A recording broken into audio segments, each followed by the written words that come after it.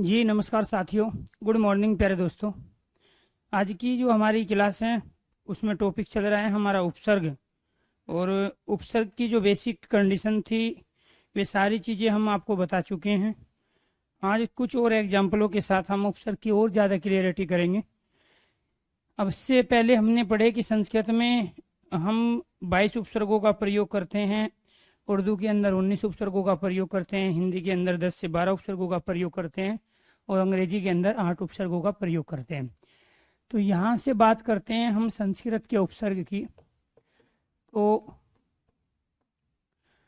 संस्कृत के उपसर्ग, तो संस्कृत के जो उपसर्ग होते हैं वो होते हैं 22 यानी कि 22। जैसे हमने बहुत सारे कुछ एग्जाम्पल लिए और उनके माध्यम से आपको सारी चीज़ें हमने बताने की कोशिश की। ऐसे ही जैसे यहाँ पे जो आ शब्द है, इससे जो शब्द बनता है हमारा वो बनता है आमरण। तो एक एक दो दो एग्जाम्पल लेके हम इन चीज़ों को थोड़ा सा और दोबारा से आपको रिवीजन करा रहे हैं। ऐसे ही हमने यहाँ पे अव ले लिया, तो इससे जो बन गया अवमानना। ऐसे ही अप ले लिया, इससे बन गया अपमानित। ऐसे ही अति, अत्यधिक, अधि, अध्यक्ष, अभी, अभ्युदय,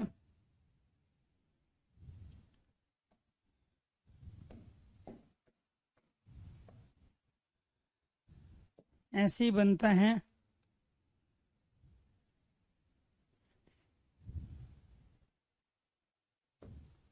पर प्रकाश। तो इस तरीके से ये सारे के सारे जो संस्कृत वाले उपसर्ग से जो शब्द बनते हैं वो तत्सम शब्द कहलाते हैं, क्योंकि उपसर्ग जिस भाषा का हम शब्द के साथ प्रयोग करते हैं वो शब्द भी उसी की भाषा का होता है। अगर उर्दू के उपसर्ग हम प्रयोग करेंगे किसी शब्द के आगे तो वो समस्त पद जो बनेगा, संपूर्ण पद बनेगा, तो वो विदेशी शब्द होगा। ऐसी अंग्रेजी के शब्दों का भी जब हम के साथ अंग्रेजी के उपसर्गों का प्रयोग करते हैं तो भी विदेशी शब्द बनाते हैं। हिंदी के उपसर्ग तद्भव शब्द बनाने की कोशिश करते हैं। तो यहाँ आपको ये ध्यान रखना है कि यहाँ पर ये आपको किताबों के आधार पे नहीं चलना है। यहाँ पे जो चीज़ें हैं वो एग्जाम में जो पूछा जाता है उसके आधार पे हैं। कोई भी किताब एग्जाम की दृष्टि से नहीं लिखी गई, केवल इस दृष्टि से लिखी गई कि आप लोगों को तैयारी करनी है, और वो तैयारी के दौरान किताब जो हेल्प करती है वो केवल 30% करती है आपके पेपर का। तो इसी तरीके से हम और भी उपसर्गों का प्रयोग करते हैं संस्कृत के अंतर्गत। जैसे इससे शब्द आ गया हमारा प्रति, इससे शब्द है परि, इससे परा। ऐसे ही कु और सु का हम प्रयोग करते हैं। ऐसे ही हम अनु का प्रयोग करते हैं, अन का प्रयोग करते हैं। इसी के अलावा हम उप का प्रयोग करते हैं। तो ये इस तरीके से जो हम शब्दांश किसी भी शब्द के आगे हम प्रयोग कर रहे हैं वो सारे के सारे शब्दांश हमारे क्या कहलाते हैं, उपसर्ग। और ये उपसर्ग के कौन से हैं, संस्कृत के। ऐसे ही इससे शब्द जो बन गया वो बन गया प्रत्याहार। प्रत्याहार, प्रति और आहार, इससे शब्द बन गया हमारा पर्यावरण। परि और आवरण, पर्यावरण, इससे शब्द बन गया पराभाव।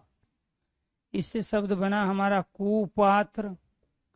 इससे शब्द बना हमारा सुयोग्य। इससे शब्द बना अनुभव, अनुमान। और इससे शब्द बना अनधिकार, अनुचित। और इससे शब्द बना उपवन, उपमान, उपगमन।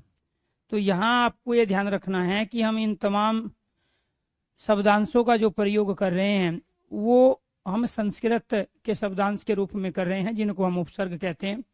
इसी वजह से ये उपवन है, अनधिकार है, अनुभव है, सुयोग्य है, कुपात्र, प्राभव, पर्यावरण और प्रत्याहार, ये सारे के सारे तत्सम शब्द कहलाते हैं। आपको ये ध्यान रखना है, ये जितने भी टॉपिक हम आगे कंटिन्यू करेंगे ये सारे के सारे किसी न किसी दूसरे टॉपिक पर डिपेंड है।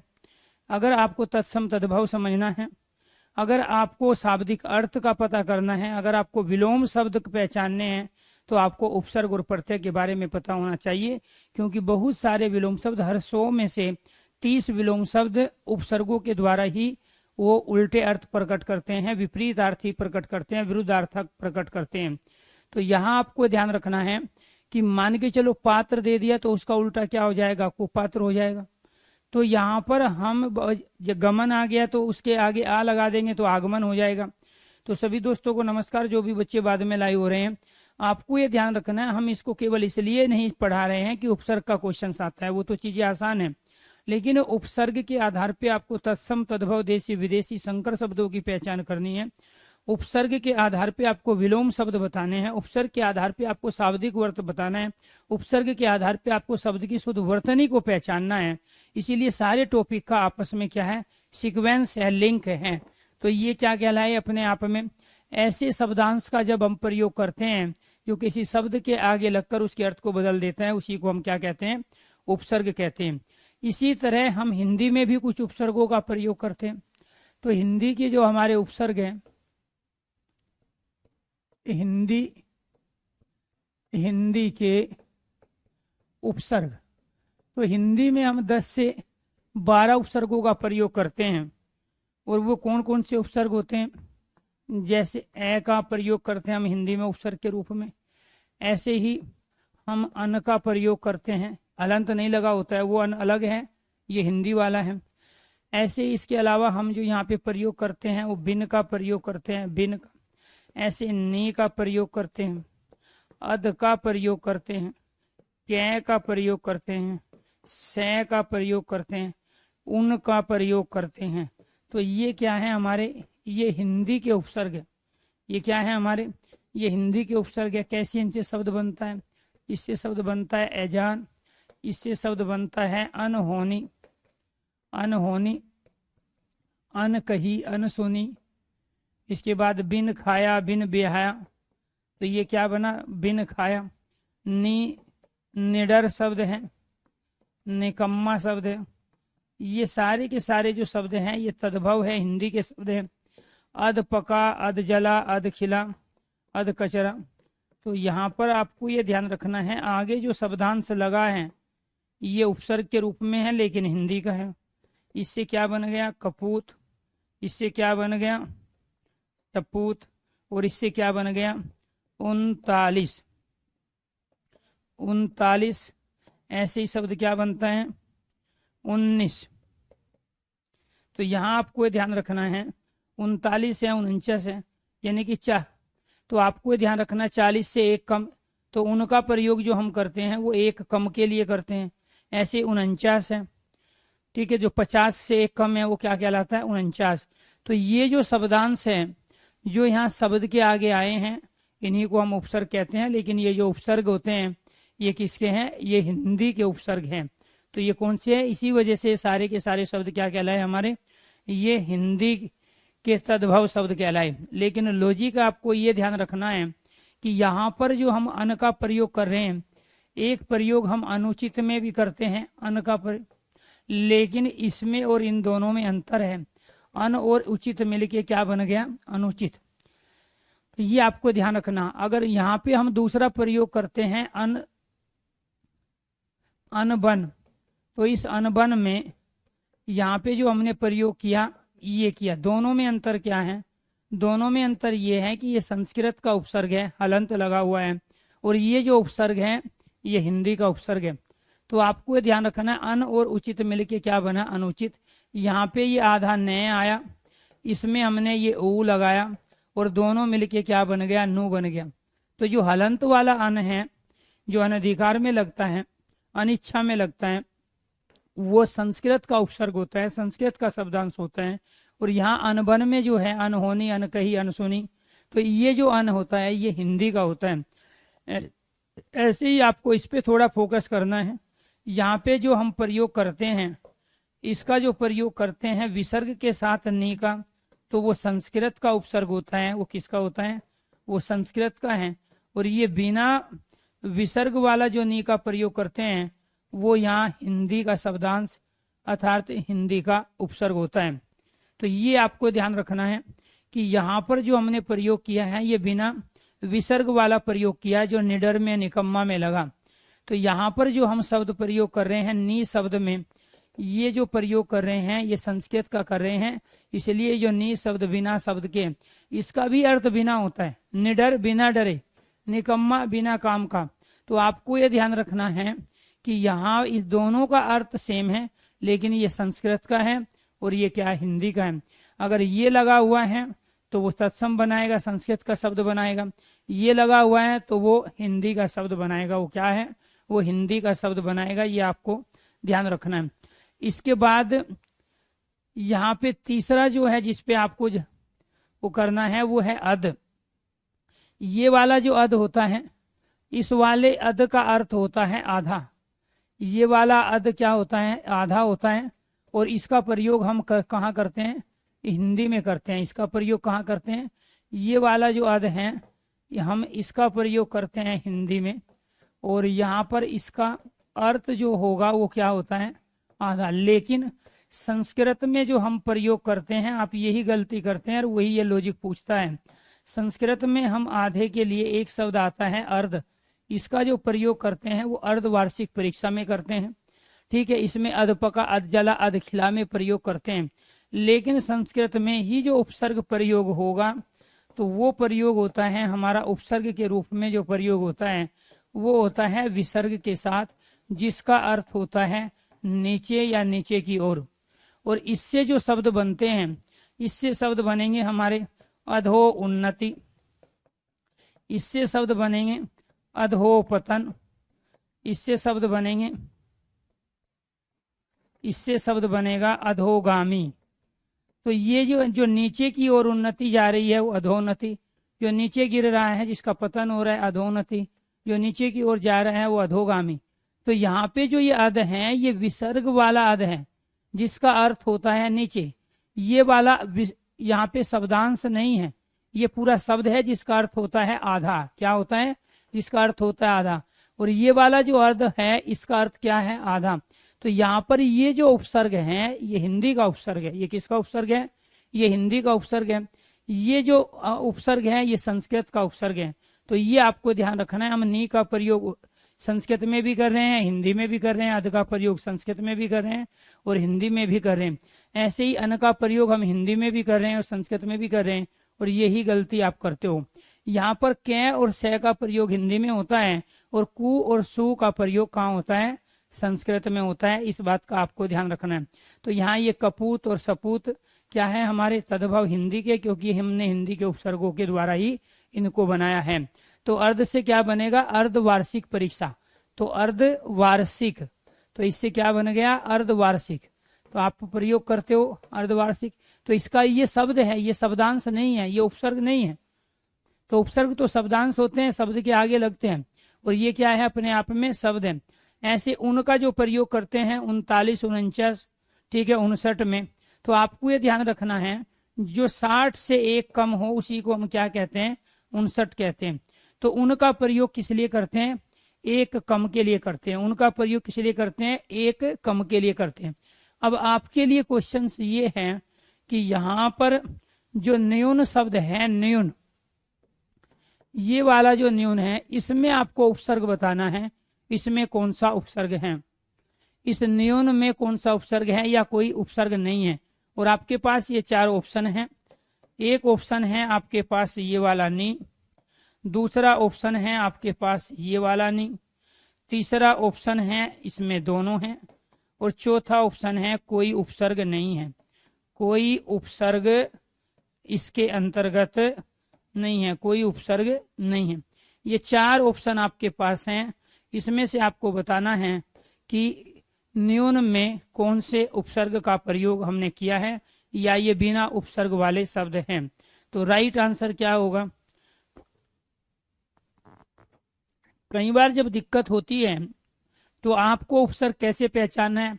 अगर वो तत्सम शब्द है तो स्वाभाविक बात है संस्कृत का उपसर्ग होगा, ठीक है। अगर वो तद्भव शब्द है तो हिंदी का उपसर्ग होगा। अगर वो आपको लग रहा है कि नहीं वो तो अपने आप में मूल शब्द है, उसमें तो कोई शब्दांश आगे है ही नहीं, तो इसका मतलब वो बिना उपसर्ग वाला शब्द है। क्या है? बिना उपसर्ग वाला। यही सबसे बड़ी समस्या है आप लोगों के सामने कि जब मैं पढ़ाता हूँ उस समय तो आपका दिमाग कहीं और काम कर रहा होता है। भारतीय स्टूडेंट की सबसे बड़ी कमी और सबसे ज्यादा वीक पॉइंट यही होता है कि जो काम जिस समय करना होता है वो उस समय ना करके सारा दिमाग दाएं बाएं की चीजों में लगा देते हैं। अब मैंने बहुत सारे कॉन्सेप्ट आपके सामने रखे, आपको रिवीजन भी कराया जो कल क्लास थी। आप में से बहुत सारे बच्चे सर लुसेंट में तो 13 दिए हैं। भाई एक बात बताओ, जब टीचर सामने लुसेंट किसने लिखी? ब्रह्मा लिख के आया, ऊपर से ब्रह्मा आया था, भगवान शिव आए विष्णु को साथ में लेके, और उनको पता था कि आपका एग्जाम है, आप फार्म भरोगे या भरने वाले हो, तो इसीलिए चलो लुसेंट लिख देते हैं, उसमें जो होगा सारा का सारा सही होगा। ये जो किताब है आपसे भी ज्यादा टटपुंडिया जो इंसान होते हैं उन्होंने लिखी है, और किसी भी किताब में कम से कम 250 से 350 गलतियां हैं। किसी भी किताब में, मैं सिर्फ हिंदी की बात नहीं कर रहा हूँ, चाहे वो मैथ है, चाहे इंग्लिश है, चाहे वो रीजनिंग है, कम से कम 250 से 350 गलतियां हैं। लेकिन उन गलतियों को केवल वो ही पहचान पाते हैं जो एक्सपर्ट टीचर्स होते हैं, जो एक्सपर्ट लोग होते हैं, जो विशेषज्ञ होते हैं, जिन्होंने बहुत लंबे समय तक उस सब्जेक्ट में कमांड हासिल की है। आपके लिए तो सब तो सारे में धुरंधर हो, आप हिंदी में भी धुरंधर हो, मैथ में भी हो, रीजनिंग में भी हो, और यही कारण है कि पेपर नजदीक होते हुए भी आपको ये भरोसा ही नहीं होता है कि हमारा सिलेक्शन हो जाएगा। धुरंधर तो हो आप तब तक जब तक आपका पेपर नहीं होता, जब पेपर हो जाता है तो सारी हवा आपकी टाइट हो जाती है। अब पढ़ा रहे हैं, सर जी ये डेट लिख दो, सर जी ये रिकॉर्डिंग क्लास है, मतलब ये सारी जो चीजें हैं ये बचपने को बताती है। और ये जो इस तरह के जो भी चीजें कर रहे हैं वो ध्यान रखना 2026 की तैयारी कर रहे हैं, ये कड़वा सच है, मैं अभी भी बता रहा हूँ। जिसको डेट लिख के पढ़ने की आदत है, जिसको जो ये कह रहे हैं कि रिकॉर्डिंग है, वो 2026 की तैयारी कर रहे हैं, 22 में नंबर नहीं आएगा, ये कड़वा सच है।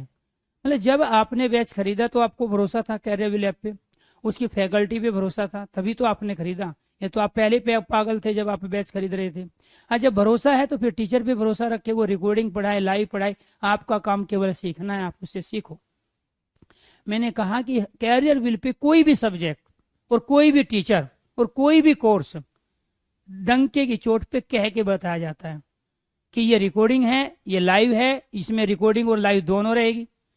लेकिन आप, मैं ये नहीं कह रहा हूं, अगर मैं आपको इग्नोर भी कर सकता हूं, क्योंकि ये देखो खुजली 2-4 बच्चों को ही होती है, तो आपको ये ध्यान रखना है कि इससे आपके घर का जो उधार है वो और ज्यादा बढ़ जाएगा।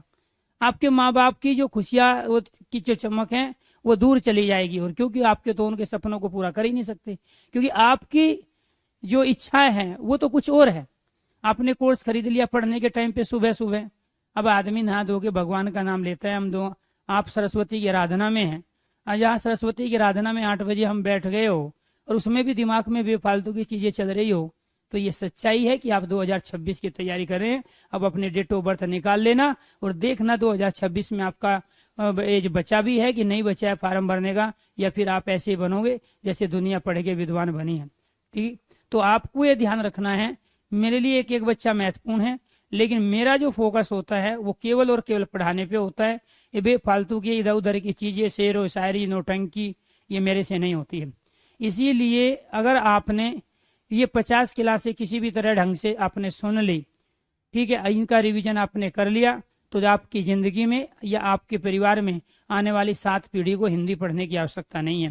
लेकिन यहाँ ये इन चीजों में दिमाग लगा दोगे तो, क्योंकि ब्रेन की अपनी कैपेसिटी है और उस कैपेसिटी के आधार पर ही सारी चीजें आगे बढ़ती है। आपने अपनी एनर्जी लगा दी कहीं दूसरी जगह तो भर्ती तो कोई और होगा, फिर आप कहाँ से हो जाओगे। तो यहाँ क्या है, क्वेश्चन आपसे पूछा गया कि निम्न में कौन सा उपसर्ग है, ज्यादातर बच्चों ने गलत किया, तो यहाँ पर आपको ध्यान रखना राइट आंसर क्या है, राइट आंसर सेकंड है। अब ये कैसे बना है ये देखो, तो मैं आपसे वही पूछना चाह रहा था कि जो मैंने अभी बताया वो आपको समझ में आया कि नहीं आया। तो यहाँ पर ये क्या है, ये नी और इधर क्या है, ये ऊन है, ये क्या है, नी और ऊन। जब भी कुछ नहीं पता होता है तो उसी के आधार पे आप करोगे। तो यहाँ इस वाले का, क्योंकि ये तो चिन्ह है, अब इसको तो हम लेंगे नहीं, और जब लेंगे नहीं तो इसमें से क्या लिया हमने, ई, और इधर से क्या लिया हमने, ऊ, ई और ऊ मिला के क्या बन गया हमारा, यू बन गया। जब इसमें से आपने ई ले लिया तो यहाँ क्या बच गया, आधा न। इसमें से ऊ ले लिया, यहाँ क्या बच गया, न। ई और ऊ को मिलाया तो यहाँ क्या बच गया, न्यून। क्यों, क्योंकि न्यून जो शब्द है, जो अल्प के लिए, कम के लिए, थोड़े के लिए हम प्रयोग करते हैं, वो तत्सम शब्द है। और तत्सम जो संस्कृत के शब्द है, उसमें संस्कृत के ही उपसर्गों का प्रयोग होगा, उसमें संस्कृत के ही उपसर्गों का प्रयोग होगा। इसलिए राइट आंसर क्या हुआ, राइट आंसर हो गया आपका। तो मैं यही बताना चाह रहा था कि कहाँ पे अध हिंदी का आएगा, कहाँ संस्कृत का आएगा, कहाँ नि हिंदी का आएगा, कहाँ संस्कृत का आएगा, कहाँ पे अन हिंदी का आएगा और कहाँ संस्कृत का आएगा। क्योंकि अन का प्रयोग हमने आपको इधर भी बताया है अनधिकार में, लेकिन ये जो अन है ये क्या है, ये वाला जो अन है हमारा, ये कौन सा अन है, ये संस्कृत का अन है। तो यहाँ पे हम कु और सु का प्रयोग करते हैं, वहाँ कै और सै का प्रयोग करते हैं इसी के स्थान पर। इसके अलावा आपको दूसरे लॉजिक आपको ये ध्यान रखना है, यहाँ पे ये जो संस्कृत के अंतर्गत हम प्रयोग करते हैं, ठीक है, ये हमारे हिंदी के उपसर्ग थे। तो यहाँ पर जो ये वाला नी हम प्रयोग करते हैं, ये जो विसर्ग होता है, ये विसर्ग अपने स्थान पे तो आता ही है, ठीक है, विसर्ग का विसर्ग में परिवर्तन होता है, लेकिन यहाँ पर इस निर का जो रे है, इसके स्थान पे ये विसर्ग का प्रयोग होता है, इस सै के स्थान पे ये विसर्ग का प्रयोग होता है, इस वाले सै के स्थान पे ये विसर्ग का प्रयोग होता है, और इस वाले सै के स्थान पे ये विसर्ग का प्रयोग होता है, क्योंकि अर्थ इसका होता है, इनका अर्थ नहीं होता है। तो ऐसे ही यहाँ पे आपको ध्यान रखना है, ये दू है, तो ये दू जो आया है इस वाले रे के स्थान पे आया है, ये दू जो आया है इस वाले सै के स्थान पे आया है, ये जो दू आया है ये इस वाले सै के स्थान पे आया है, ये जो दू आया है आपको ध्यान रखना है इस वाले के स्थान पे आया है। तो यहाँ आपको ये ध्यान रखना है कि इस वाले रे का विसर्ग में परिवर्तन, सै का विसर्ग में, विसर्ग का सै में, सै के स्थान पे विसर्ग, इस वाले सै के स्थान पे विसर्ग प्रयोग होता है। क्यों, क्योंकि अर्थ इनका होता है, इनका कोई अर्थ नहीं है, तो हम केवल उसी शब्दांश को उपसर्ग मानते हैं जिसका अर्थ होता है, ये आपको ध्यान रखना है। क्लियर। तो यहाँ आपको ध्यान रखना है कि जब भी आपको ये शब्द देता है, कौन सा शब्द दे, दुर्गम शब्द दे, दुर्गम, और आपसे पूछ रहा है इसमें कौन सा उपसर्ग है, उसने एक ऑप्शन तो आपको ये दे दिया, दूसरा ऑप्शन उसने आपको ये वाला दे दिया, दूसरा ऑप्शन ये दे दिया, तीसरा ऑप्शन दे दिया उसने ये वाला, और चौथा ऑप्शन दे दिया आपको सभी। तो राइट आंसर क्या होगा, दुर्गम में उपसर्ग पूछ रहा है, तो दुर्गम में उपसर्ग कौन सा होगा, 1 2 3 4। और ये बहुत पूछी, ये दोनों कंडीशन बहुत पूछी जाती है, ये आपको ध्यान रखना है, दोनों कंडीशन बहुत पूछी जाती है। तो राइट आंसर क्या हुआ हमारा, राइट आंसर हुआ हमारा सी अर्थात 3। क्लियर। तो राइट आंसर क्या हुआ, सी अर्थात 3। अगर जब वो ये नहीं देगा, अब मान के चलो अब उसने ये दे दिया, अब वो पूछ रहा है कि ये बताइए कि राइट आंसर क्या होगा, यही ऑप्शन है चारों दुर्गम, और इसमें यहाँ पे क्या दिया हुआ है, यहाँ पे ये दे दिया, अब वो राइट आंसर पूछ रहा है बताइए क्या होगा, और यहाँ पे 1 लिख देता हूं मैं, इसमें ये ऑप्शन चेंज कर देता हूं, इसमें लिख देता हूं कोई नहीं, कोई नहीं, वही शब्द दिया है और आपसे पूछ रहा है कि इसमें उपसर्ग बताइए कौन सा है। तो अब राइट आंसर क्या होगा, अब राइट आंसर 2 होगा। क्यों, क्योंकि अब इसने वो चीजों को साइलेंट कर दिया, अब उसने क्या कर दिया, इस चीज को साइलेंट कर दिया। क्लियर। क्योंकि ये विसर्ग का परिवर्तन रह में हुआ। ऐसे ही आपको ध्यान रखना है, शब्द अगर हमारा आ गया निसंदेह और आपसे पूछ रहा है इसमें कौन सा उपसर्ग है, एक दे दिया ये, दूसरा दे दिया आपको ये, तीसरा दे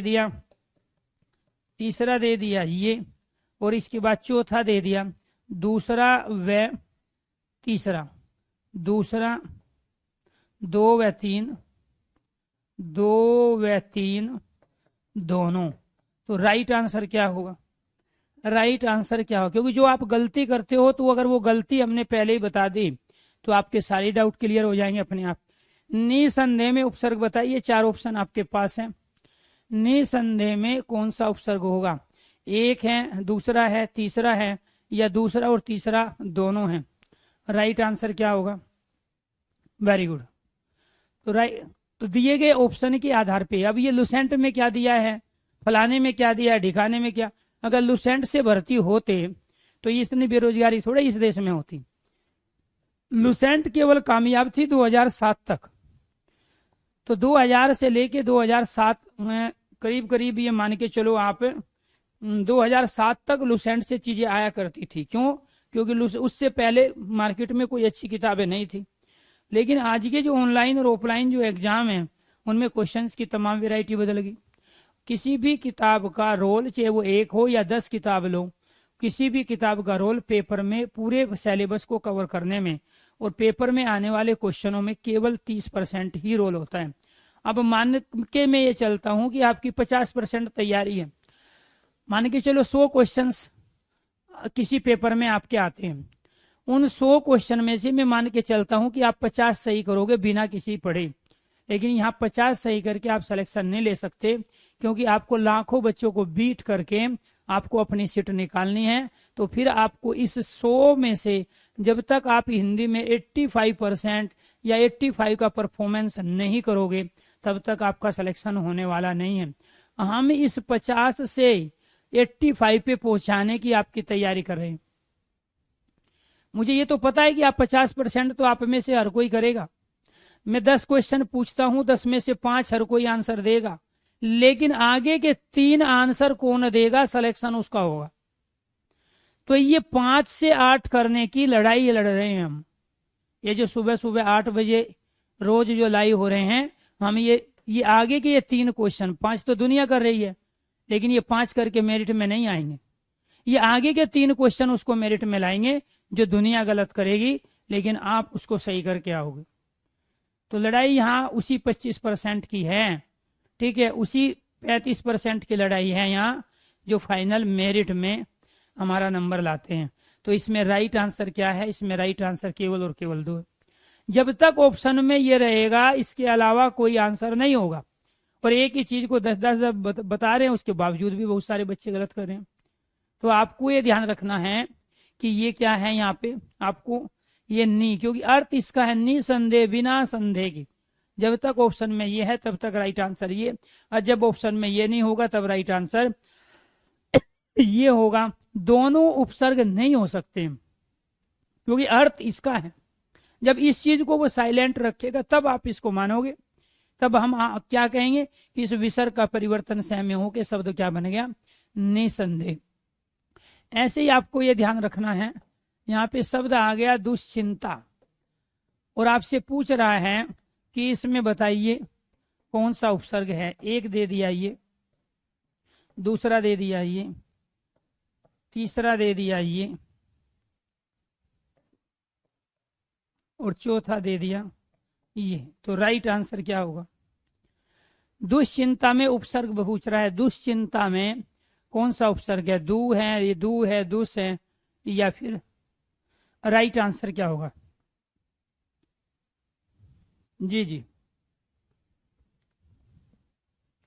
तो राइट आंसर क्या हुआ? Very good. तो राइट आंसर हुआ केवल और केवल 4th। क्लियर? तो इस लॉजिक को आप समझ गए हो। हिंदी के जो शब्दांश है उपसर्ग का हम प्रयोग करते हैं, इसको आप समझ गए हो। अब आपको क्या करना है? अब आपको करना है उर्दू के उपसर्गों की पहचान। उर्दू के उपसर्गों की, उर्दू के उपसर्गों की, उर्दू के उपसर्ग। तो उर्दू के उपसर्ग कितने होते हैं? 19 होते हैं। उर्दू के उपसर्ग कितने होते हैं? 19। कैसे? जैसे ला,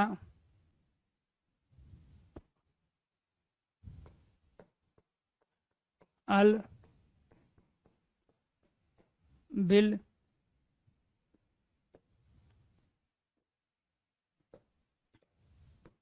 हम, सर, बे, बद। इससे कौन कौन से शब्द बनेंगे? ला इलाज, लाचार, ला जवाब। इससे अल कायदा,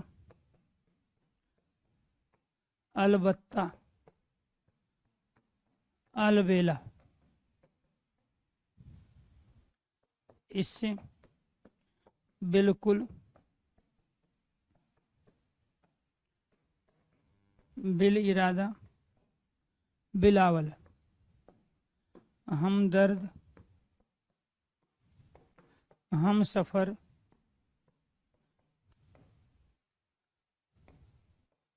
हमराज, हमराही, हमजोली, सरदार, सरकार, सरकारी, बेदर्द, बेहया, बेवफा, बेकार, बदकिस्मत, बद दस्तूर, बदहाल, ये सारे के सारे क्या हैं? आपको केवल उच्चारण करने से, पढ़ने से पता चल रहा है कि ये उर्दू के शब्द हैं। क्यों? क्योंकि इनमें उर्दू का शब्दांश अर्थात उपसर्ग लगा है। तो आपको ये ध्यान रखना है कि यहाँ पर जिस शब्दांश का हम प्रयोग करते हैं किसी भी शब्द के आगे, उसको हम उपसर्ग कहते हैं, बशर्ते उसका कोई ना कोई अर्थ हो। अगर वो उर्दू का है तो वो सारे के सारे विदेशी शब्द बनाएगा, उर्दू के शब्द बनाएगा। अगर वो हिंदी का है तो वो सारे के सारे क्या बनाएगा? वो तद्भव शब्द बनाएगा, हिंदी के बनाएगा। अगर वो संस्कृत का है तो वो सारे के सारे संस्कृत के बनाएगा। उपसर्ग जिस भाषा का होगा शब्द भी उसी भाषा का होगा, क्रिया जिस भाषा की होगी शब्द भी उसी भाषा का होगा। अब मान के चलो हमने इस क्रीड से शब्द बनाया, ये क्रीड का मतलब क्या होता है? खेलना होता है, ठीक है। लेकिन इससे हमने शब्द बना लिया क्रीडत, तो ये शब्द जो बनेगा संस्कृत का बनेगा। क्यों? क्योंकि वर्ब संस्कृत की है। अगर मैंने यहाँ से इस खेल से खिलाड़ी शब्द बनाया तो यहाँ जो ये शब्द बनेगा ये हिंदी का बनेगा, क्योंकि खेल क्रिया हिंदी की है। अगर मैंने यहाँ पे प्ले से शब्द बनाया प्लेयर, तो ये शब्द अंग्रेजी का बनेगा, क्योंकि ये वर्ब अंग्रेजी की है। तो वर्ब जिसकी होगी, क्रिया जिसकी होगी, धातु जिसकी होगी, शब्द भी उसी का होगा। ऐसे ही उपसर्ग जिसका होगा शब्द भी उसी का होगा। आप केवल उपसर्ग को उपसर्ग की दृष्टि से ना पढ़ो, उपसर्ग का हम कहाँ कहाँ प्रयोग कर सकते हैं इस टॉपिक पे, बाकी कौन कौन से टॉपिक डिपेंड है, इस पे फोकस करके ही आप हिंदी में 100% परफॉर्मेंस कर सकते हो। अब तक आप सबसे बड़ी समस्या क्या रही कि जो किताबों में सीक्वेंस दी है उसी सीक्वेंस के आधार पे आप पढ़ते हैं। जिंदगी में आज तक आप हिंदी से फ्री नहीं हो पाए, जबकि आपने सबसे ज्यादा समय अगर दिया है तो हिंदी को दिया है। सबसे ज्यादा टीचरों से आप पढ़े हो तो हिंदी के टीचरों से पढ़े हैं। आपके घर पे सबसे ज्यादा किताब हैं तो हिंदी की है, ये सच्चाई है। उसके बावजूद भी आज तक हिंदी से फ्री नहीं हो पाए, क्योंकि बिना सीक्वेंस के, बिना लॉजिक के आप हमेशा चीजों को केवल रटे हो और उन्होंने सूचनाएं इकट्ठी की है। तो यहाँ आपको ध्यान रखना है कि ये सारे के सारे हमारे जो शब्द है वो क्या है? ये सारे उर्दू के शब्द है, जिनको हम विदेशी शब्द कहते हैं। क्या कहते हैं? विदेशी शब्द कहते हैं। तो इसी तरीके से हम उर्दू के 19 उपसर्गों का प्रयोग करते हैं। मैं केवल आपको तरीके बता रहा हूं, आपको एफर्ट्स खुद लगाना है, क्योंकि ये 19 उपसर्ग कौन से हैं? क्लास नोट्स है आपके पास, ठीक है। 64 पेज के ऑलरेडी PDF डाउनलोड आपके इसमें हो चुकी है। साथ के साथ आपको ये ध्यान रखना है कि आपको पूरी की पूरी एक 84 पेज की पूरी बुकलेट दी गई है हिंदी की, उसमें सारे उपसर्ग सीक्वेंस में है, उनसे बनने वाले सारे शब्द हैं। तो वहां जो नोट्स आपको दिए गए हैं, प्रिंट्स नोट्स और क्लास नोट्स, वो इसीलिए दिए गए हैं कि यहाँ लॉजिक समझना जरूरी है, यहाँ सीक्वेंस में चीजों को लेना जरूरी है, और वहां से आप चीजों को क्या करोगे? प्रैक्टिस करोगे। तो लाइलाज में इसको 2 तरीके से आप पहचान सकते हो। एक तरीका तो आपका ये है, वो ये भी तो पूछेगा कि ये उर्दू का शब्द है, अरबी है, फारसी है या विदेशी है। यहाँ पे जो जय के नीचे ये बिंदी आई, इसको हम बिंदु तल बोलते हैं हिंदी में। उर्दू में इसको कहते हैं हम नुक्ता। इसको आगत और गृहीत ध्वनि बोलते हैं, क्योंकि ये व्यवस्था की गई है। यदि एक तो ये कै है, आपको ये ध्यान रखना है, ये वाला कै, ये वाला खे, इसके बाद में ये वाला गे, ये वाला जय और ये वाला फै, जहां भी आते हैं तो वे सारे विदेशी शब्द होते हैं। क्योंकि ये जो हम लेफ्ट साइड में जो यहाँ बिंदी लगा रहे हैं, इसको हिंदी में बिंदु तल बोलते हैं, उर्दू में नुक्ता बोलते हैं।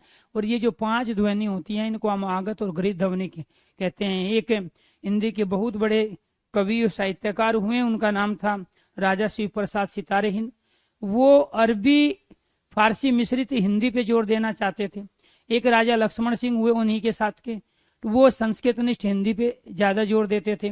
तो राजा लक्ष्मण सिंह का मानना यह था कि हम हिंदी में संस्कृत के शब्दों का ज्यादा प्रयोग करेंगे अर्थात तत्सम शब्द का करेंगे। राजा शिव प्रसाद सितारे हिंद ये कहना चाह रहे थे, क्योंकि उससे पहले मुस्लिम शासनकाल था, कि हम मुस्लिम शासनकाल में जो एक भाषा मान्यता प्राप्त रही है और वो रही है उर्दू, हम उसको भी सम्मान देंगे हिंदी के अंदर। तो उन्होंने ये व्यवस्था की, जब भी हम देवनागरी की लिपि में हम उर्दू के शब्दों का प्रयोग करेंगे और उसमें कैक है, गे, जैफ है आएगा, तो हम बिंदु तल के साथ हम प्रयोग करेंगे। जैसे इससे जो शब्द बना, इससे क्या बना है, कमीना। तो कमीना शब्द उर्दू का हुआ, क्यों? क्योंकि बिंदु तल लगा। इससे शब्द बना खुशहाल या खुशखबरी या ख्याल। इसी से शब्द बना गजल या गजनी। तो ये जो गजल है, यहाँ गे और जय के नीचे बिंदी। इससे शब्द बना है हमारा नजर, तो नजर के नीचे हम क्या करेंगे, बिंदु तल का प्रयोग। इससे शब्द बना हमारा सफर, तो सफर में हम किसका करेंगे, बिंदु तल का प्रयोग। तो आप इनको इससे भी पहचान सकते हो कि यहाँ बिंदु तल आया है, यहाँ पे बिंदु तल आया, यहाँ पे बिंदु, यहाँ पे क्या है, नुक्ता है। तो इनसे भी आप इनको अच्छी तरह पहचान सकते हो। दूसरा तरीका क्या है, ये विदेशी शब्द है, उर्दू के शब्द है, क्योंकि इनमें उर्दू के उपसर्ग लगे हैं, और जिनमें उर्दू के उपसर्ग लगे होते हैं तो वे उर्दू के शब्द होंगे, और उर्दू के शब्द विदेशी शब्द कहलाते हैं। ये आपको ध्यान रखना है। तो इसमें लाइलाज है, अलग कायदा है, बिल्कुल है, हमदर्द है, सर है। अब ये सरदार बहुत सारे पंजाबी बताएंगे, जबकि ये क्या है, सरदार अपने आप में उर्दू का शब्द है, विदेशी शब्द है। तो सरदार है, सरकार है, सरकारी है, बेदर्द, बेहया, बेवफा, बेकार है, बदकिस्मत है, बददस्तूर है, बदहाल है। ये सारे के सारे हमारे क्या हैं, उर्दू के उपसर्ग। तो इस प्रकार से हम 19 उर्दू के उपसर्गों का प्रयोग इसमें करते हैं। इसके बाद क्या है हमारा, अंग्रेजी के उपसर्गों का प्रयोग। अंग्रेजी के उपसर्ग, तो अंग्रेजी के उपसर्ग कितने होते हैं, 8 उपसर्गों का हम प्रयोग करते हैं अंग्रेजी के। कौन कौन से प्रयोग करते हैं, एक तो सब का प्रयोग करते हैं, हेड का प्रयोग करते हैं, चीफ का प्रयोग करते हैं, जर्नल का प्रयोग करते हैं, और हाफ का प्रयोग करते हैं। तो ये क्या है हमारे अंग्रेजी के शब्द। इससे जो शब्द बनेगा, सब इंस्पेक्टर है, सब डिवीजन, सब डिवीजन। इससे head clerk, head master, head master. इससे शब्द बना है चीफ जज, चीफ सेक्रेटरी, चीफ मिनिस्टर। इससे शब्द बना general store, general manager, half time, half pant, half shirt, half time, half pant, half shirt. तो आपको ये ध्यान रखना है, सब, हेड, चीफ, जर्नल और हाफ, ये सब अंग्रेजी के उपसर्ग है। अब इनसे ये सारे के सारे शब्द बने, ये विदेशी शब्द है, सारे अंग्रेजी के शब्द है। उपसर्ग जिस भाषा का होगा, शब्द भी उसी भाषा का होगा। दूसरा आपको ये ध्यान रखना है, आप इनको क्या लिखोगे, सबको SUB। तो जो रोमन लिपि में और देवनागरी की लिपि में जिसका समान रूप से उच्चारण हो, समझ लो वो विदेशी अंग्रेजी का शब्द है। अंग्रेजी के शब्दों की पहचान ही सबसे बेहतरीन यही है कि आप यहाँ पे देवनागरी की लिपि में क्या लिख रहे हो, स्कूल, और इसी स्कूल को आप इंग्लिश में कैसे लिखते हो, दोनों का उच्चारण क्या है, स्कूल और स्कूल। लिपि दोनों अलग अलग है, लेकिन उच्चारण दोनों का सेम है। चीफ जज को आप चीफ जज लिखोगे, जनरल स्टोर को जनरल स्टोर, हाफ टाइम को हाफ टाइम, टाइम को TIME लिखोगे कि नहीं, TIME। तो ये भी टाइम, ये भी टाइम। ये देवनागरी की लिपि, ये रोमन लिपि जो ग्रीक और जी। तो आपको ये ध्यान रखना है, लेटिन और ग्रीक के रूप में जो लिखी जाती है। मिनिस्टर को आप मिनिस्टर लिखोगे, चीफ को चीफ, हेडमास्टर को हेडमास्टर। तो कहने का मतलब ये हुआ कि आगे जो शब्दांश लगता है अंग्रेजी का, तो वो अंग्रेजी के शब्द बनाएगा। उर्दू का लगता है तो उर्दू के शब्द बनाएगा, हिंदी का लगता है तो हिंदी के शब्द बनाएगा। और संस्कृत का लगता है तो संस्कृत के शब्द बनाएगा। तो यहाँ पे आपसे क्या पूछा जाएगा, शब्द को दे के उपसर्ग कौन सा लगाया उसमें, उपसर्ग दे के शब्द पूछ लेगा 4 कि बताइए इस उपसर्ग से बना हुआ कौन सा शब्द है। आगे ये सारे के सारे क्या है, इसमें ये उपसर्ग हैं। तो इस तरीके से आपको इन सब को करना है। दूसरा इसी से जुड़ा हुआ जो हमारा टॉपिक है, वो टॉपिक क्या है हमारा, प्रत्यय। तो प्रत्यय क्या है, इसकी कंडीशन, प्रति और ऐ से मिलकर, प्रति और ऐ से मिलकर बना शब्द है।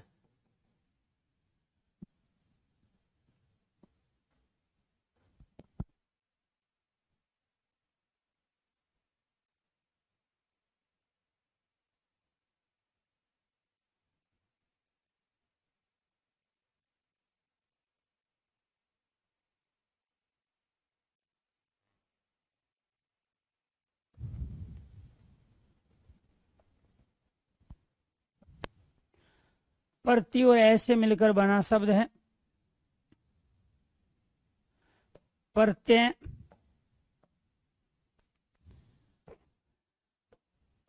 प्रत्यय शब्दांश होते हैं, प्रत्यय शब्दांश होते हैं। तीसरा, प्रत्यय का प्रयोग किसी शब्द के अंत बाद में, किसी शब्द के अंत बाद में किया जाता है।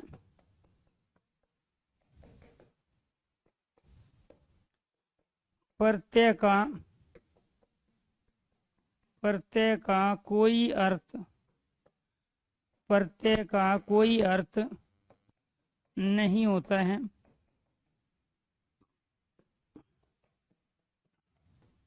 जिस शब्द के बाद प्रत्यय जोड़े जाते हैं, जिस शब्द के बाद प्रत्यय जोड़े जाते हैं उसका अर्थ बदल जाता है, उसका अर्थ बदल जाता है। अर्थात प्रत्यय का कोई अर्थ नहीं होता, प्रत्यय का कोई अर्थ नहीं होता, परंतु शब्द के अंत में लगकर अर्थ परिवर्तित कर देते हैं। शब्द के अंत में लगकर अर्थ परिवर्तित कर देते हैं। ये हमारी क्या है, 5 स्टेटमेंट। 6, किसी शब्द में एक से अधिक प्रत्यय लगाए जा सकते हैं या हो सकते हैं। एक से अधिक प्रत्यय हो सकते हैं। मूल शब्द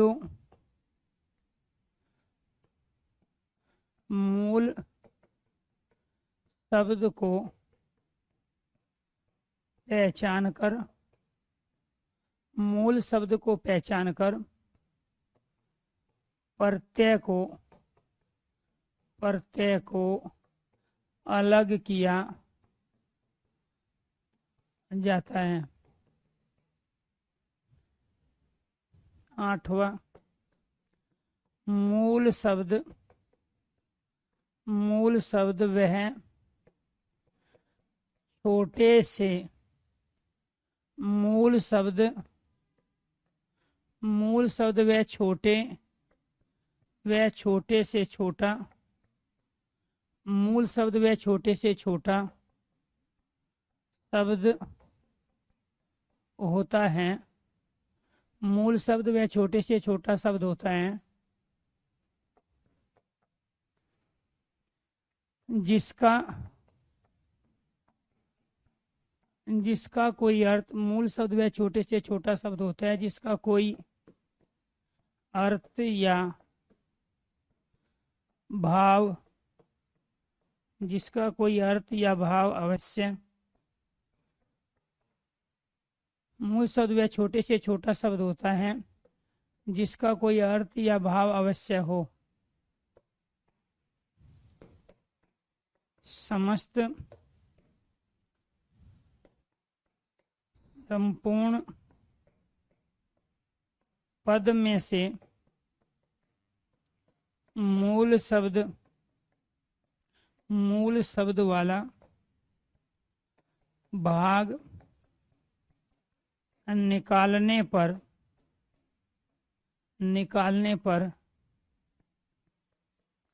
शब्द के अंत या बाद में जो शब्दांश बचता है जिसका कोई अर्थ न हो, प्रत्यय कहलाता है। प्रत्यय कहलाता है। 10वीं कंडीशन, प्रत्यय 3 प्रकार का होता है। प्रत्यय 3 प्रकार का होता है। एक है कर्त प्रत्यय। कर्त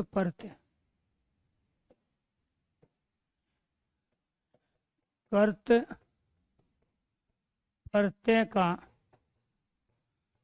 प्रयोग धातु अर्थात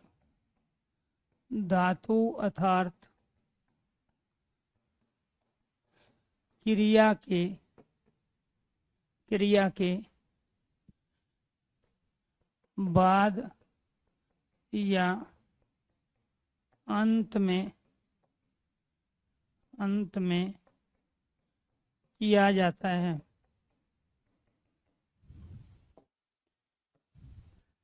दूसरा है तद्धित प्रत्यय।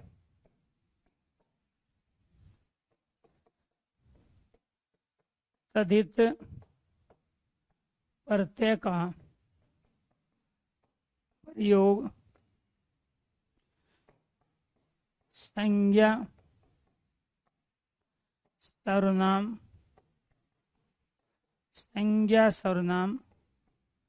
विशेषण, संज्ञा सर्वनाम विशेषण शब्दों के बाद किया जाता है।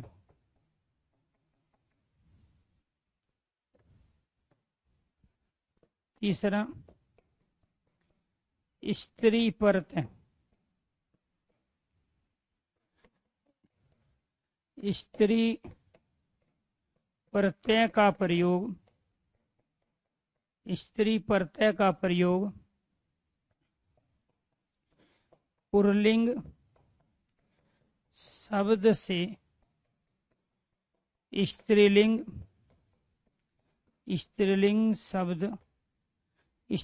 शब्द बनाने के लिए किया जाता है।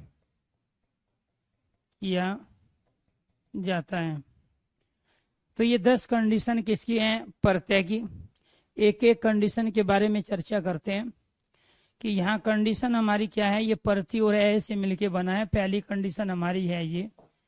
इसमें 2 एक शब्दांश है, एक क्रिया है। यहाँ प्रति में से हमने ई लिया, इधर से हमने ए लिया, ई और ए मिलके क्या बन गया, यह। जब इसमें से हमने ये वाला ई ले लिया, ये वाला ई जब हमने ले लिया तो इसमें क्या बच गया, यहाँ आधात है। जब हमने यहाँ ए ले लिया तो इधर क्या बच गया, ये वाला ये है। और जब ई और ए को आपस में मिलाया तो क्या बन गया, ये। तो अब आपसे क्या पूछा जाएगा, प्रत्यय में मूल शब्द बताइए क्या है। प्रत्यय में मूल शब्द है ए, जिसका अर्थ होता है रचना करना, सृष्टि करना, बनाना। प्रत्यय में उपसर्ग बताइए क्या है। तो राइट आंसर क्या है, प्रत्यय में उपसर्ग प्रति है। क्लियर। प्रत्यय किन दो से मिलकर बना है, प्रति और ए से मिलकर बना है। प्रत्यय का क्या काम है, किसी भी शब्द के अंत में जुड़कर नए शब्द की रचना करना, सृष्टि करना और बनाना। प्रत्यय क्या होंगे, प्रत्यय होते हैं शब्दांश। प्रत्यय क्या होते हैं, शब्दांश। उपसर्ग के साथ इसकी ये कॉमन चीज है कि उपसर्ग भी शब्दांश होते हैं, प्रत्यय भी। लेकिन उपसर्ग और प्रत्यय में अंतर क्या होता है, प्रत्यय का प्रयोग किसी शब्द के अंत अर्थात बाद में किया जाता है। उपसर्ग का प्रयोग किसी शब्द के आरंभ में, प्रारंभ में, आगे, शुरुआत में, शुरू में किया जाता है। प्रत्यय का कोई अर्थ नहीं होता है। यहाँ पे प्रत्यय का कोई अर्थ नहीं होता है। ये दो चीज आपको ध्यान रखनी है जो इसको उपसर्ग से अलग करते हैं। प्रत्येक उपसर्ग का एक नहीं बल्कि अनेक अर्थ होते हैं, जबकि यहाँ प्रत्यय का कोई अर्थ नहीं होता है। जिस शब्द के बाद प्रत्यय जोड़े जाते हैं उसका अर्थ बदल जाता है। इस दुनिया में दो चीज ऐसी है, एक तो शून्य और एक प्रत्यय, जिनका खुद का कोई अर्थ नहीं है, लेकिन अगर वो किसी के भी साथ जोड़े जाएंगे वो उसकी वैल्यू को चेंज कर देते हैं, उसके अर्थ को चेंज कर देते हैं। तो जीरो का भी कोई वैल्यू नहीं है, लेकिन हमने यहाँ एक के साथ प्रयोग कर लिया 10 बनाया, इसके साथ हमने यहाँ 2 प्रयोग 210 बनाया, 3 प्रयोग कर लिया तो 3210 बनाया। तो आपको ये ध्यान रखना है कि प्रत्यय का कोई अर्थ नहीं होता है, इसीलिए शून्य का भी अपने आप में खुद की कोई वैल्यू नहीं होती है, लेकिन जिस किसी के साथ भी इनका प्रयोग किया जाता है तो इनकी वैल्यू अपने आप निकल के उसके साथ आ जाती है। तो जिस शब्द के बाद प्रत्यय जोड़े जाते हैं उसका अर्थ बदल जाता है। प्रत्यय का कोई अर्थ नहीं होता है, परंतु शब्द के अंत में लगकर अर्थ को परिवर्तित करने का दमखम रखते हैं प्रत्यय। ये आपको ध्यान रखना है। किसी शब्द में एक से अधिक प्रत्यय हो सकते हैं। अब ये प्रत्यय वाला क्वेश्चंस कैसे पूछे जाएंगे, किस तरीके से हम इनका प्रयोग करेंगे, आपको वो भी देखना है। तो यहाँ जो ये प्रयोग हम कर रहे हैं तो इसमें यहाँ पे इन चीजों को समझने की कोशिश करो। एक शब्द आ गया हमारा बचपन, एक शब्द आ गया हमारा मिठास, एक शब्द आ गया हमारा यहाँ लिखावट, एक शब्द क्या आ गया लिखावट, और एक शब्द आ गया हमारा यहाँ सुंदरता। तो यहाँ पर ये प्रत्यय किसे कह रहे हैं, तो आपको ये ध्यान रखना है। यहाँ मूल शब्द हमने निकाल लिया, मूल शब्द बच्चा है। यहाँ पे हमने मूल शब्द निकाला, इसमें से मूल शब्द यहाँ मीठा है, इसमें से मूल शब्द निकाला, मूल शब्द यहाँ लिख है। और मूल शब्द वह छोटे से छोटा शब्द होता है जिसका कोई ना कोई अर्थ, कोई ना कोई भाव अवश्य हो। अब इसमें क्या बच गया अंत में जिसका अर्थ ना हो, पन। इसमें क्या बच गया जिसका अर्थ ना हो, आस। इसमें क्या बच गया जिसका अर्थ ना हो, आवट। और इसमें क्या बच गया जिसका अर्थ ना हो, ता। तो यहाँ पर आपको ये ध्यान रखना है कि ये जो ता अंत में लगा है, ये आवट जो लगा है, आस जो लगा है, ये पन जो लगा है, ये हम शब्दांश कहते हैं। तो आपको ये ध्यान रखना है कि ये शब्दांश है, ये भी शब्दांश है, ये भी शब्दांश है, इसका कोई अर्थ नहीं है। इसी वजह से हम इनको क्या कह रहे हैं, इनको प्रत्यय कह रहे हैं। इनको क्या कह रहे हैं, इनको प्रत्यय कह रहे हैं। तो आपको ये ध्यान रखना है, यहाँ जो हम कंडीशन बता रहे हैं वो ये है कि किसी शब्द में एक से अधिक प्रत्यय हो सकते हैं। तो किसी शब्द में एक से अधिक प्रत्यय हो सकते हैं, तो उसको हम कैसे पहचानेंगे। जैसे यहाँ पे शब्द आ गया हमारा उपयोगिता, तो यहाँ पर क्या है, ये कैसे शब्द बना है उपयोगिता, इसको देखो। इसमें क्या है, उप और योगिता, तो ये उपसर्ग अलग कर लिया। फिर ये दूसरी कंडीशन में क्या आया, उपयोग, ठीक है। इसके बाद में यहाँ पर क्या आ गया, ईता। क्लियर। और दूसरा यहाँ पे शब्द क्या आ गया हमारा, उपयोगी शब्द आया। तो यहाँ पर ये क्या हो गया, उपयोग, और इसमें क्या आ गया, ई आ गया। अब इसमें जो उपयोगिता है और ये जो उपयोगी है, इससे क्या समझ में आया आपको, इससे समझ में ये आया कि यहाँ पे तो हमने एक प्रत्यय का प्रयोग किया। अब आप ये नहीं कहोगे इसमें ई और ता का प्रयोग हुआ है, इसमें भी यहाँ उपयोगी में क्या है, आपने एक प्रयोग किया, क्योंकि मूल शब्द आपका योग है, मूल शब्द आगे योग है, तो आगे एक उपसर्ग हो गया, पीछे एक प्रत्यय, इसमें एक उपसर्ग हो गया, यहाँ भी एक प्रत्यय हो गया। ठीक, तो यहाँ आपको ध्यान रखना है कि इसी तरीके से जब हमें प्रयोग करना होता है तो हम एक इसके साथ एक दूसरा प्रत्यय भी प्रयोग कर सकते हैं। ठीक, जिसमें हमने ता का भी प्रयोग कर लिया, री का भी प्रयोग कर लिया। तो यहाँ पे जब हम प्रयोग कर रहे हैं कि इसमें यहाँ पे छोटा ई होगा, तो यहाँ ईता का प्रत्यय का प्रयोग कर रहे हैं, इसमें दो नहीं होंगे, यहाँ इसमें एक ही होगा ईता प्रत्यय का प्रयोग, क्योंकि अर्थ इसका भी नहीं है। तो ऐसे ही दुरुपयोगिता शब्द हैं। ठीक है, तो बहुत सारे ऐसे हम प्रयोग करते हैं जिसमें दो का भी प्रयोग कर लेते हैं। जिस प्रकार उपसर्ग का प्रयोग करते हैं उसी तरह इसका भी प्रयोग कर लेते हैं। अगर यहाँ पर हमें उपयोगी शब्द लेना है तो मूल शब्द निकालेंगे, बाकी जो शब्दांश बच गया वो क्या कहलाता है, हमारा सारा का सारा प्रत्यय कहलाता है। तो यहाँ पर क्या है, मूल शब्द को पहचान कर प्रत्यय को अलग किया जा सकता है। मूल शब्द क्या था, उपयोग में योग था, बाद में जो बच गया वो प्रत्यय। मूल शब्द वह छोटे से छोटा शब्द होता है जिसका कोई अर्थ या भाव अवश्य हो। तो वहां योग का भी अर्थ था, बच्चे का भी अर्थ था, सुंदर का भी अर्थ था, मिठास का भी अर्थ था। तो वहां मूल शब्द को अलग करके, तो मूल शब्द वह छोटे से छोटा शब्द होता है जिसका कोई ना कोई अर्थ या भाव अवश्य हो। संपूर्ण पद में से मूल शब्द वाला भाग निकालने पर शब्द के अंत में या शब्द के बाद में, शब्द के क्या निकालना आपको, मूल शब्द वाला भाग निकालने पर अंत या बाद में जो शब्दांश बचता है जिसका कोई अर्थ न हो, जिसका कोई अर्थ न हो, तो ये आपको ध्यान रखना है, जिसका कोई अर्थ न हो वो क्या कहलाता है, वो प्रत्यय कहलाता है। ये प्रत्यय की डेफिनेशन हो गई।